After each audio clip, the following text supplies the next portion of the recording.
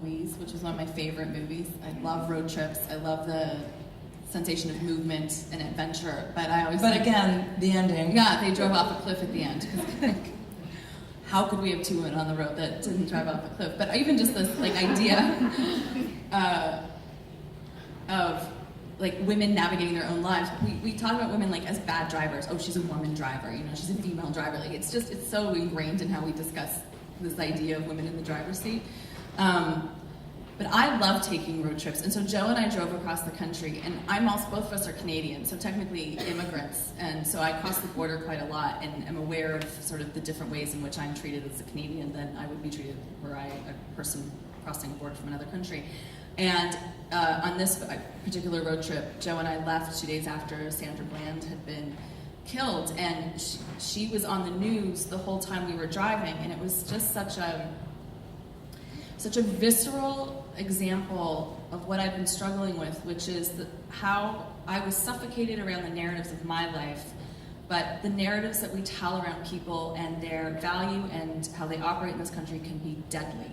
And the privilege of just moving, and the stories we tell about women moving are so important. The stories we tell about anyone that's not a white man moving around are very important, because they either I'm about to use the word empower. They either provide you with power because people see you differently, or they can create very, very deadly results, which we're seeing right now in many ways in this country. And as we were driving it, those two threads, those two Americas that the one I was occupying and the one I wasn't occupying, because of the color of my skin, among many other things, was just so clear to me. And so I wrote about it. It's part of the book. It's the big part of the book, actually. So you are driving across the country from New York to San Francisco, mm-hmm. and you stop in the great state of Wyoming, mm-hmm.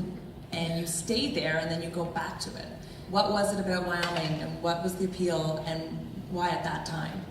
So the reason we're driving across the country is because Joe was engaged and was moving from New York to live with her fiance in San Francisco. So I said to her, it's like I'm walking you down the aisle, but the aisle is Interstate 80,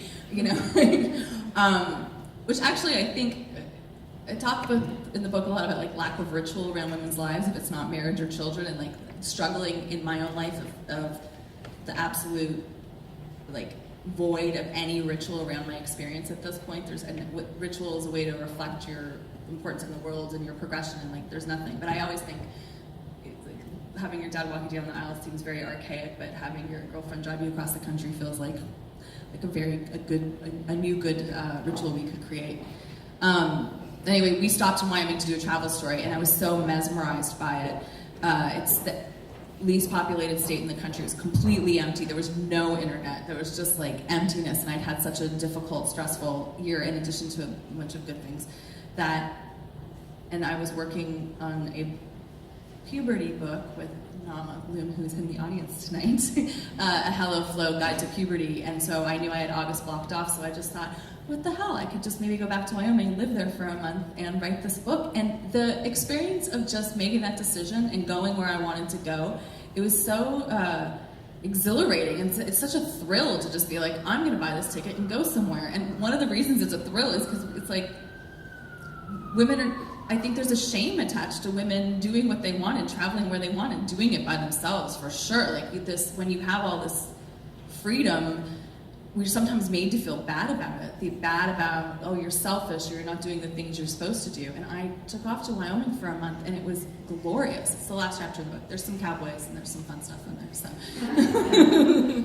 But also the trope of the cowboy riding off into the sunset at the end of the story. I was I'm gonna ride off into the sunset at the end of this story. Why shouldn't I ride off into the sunset? Yeah. So I do want to get back to the money stuff, because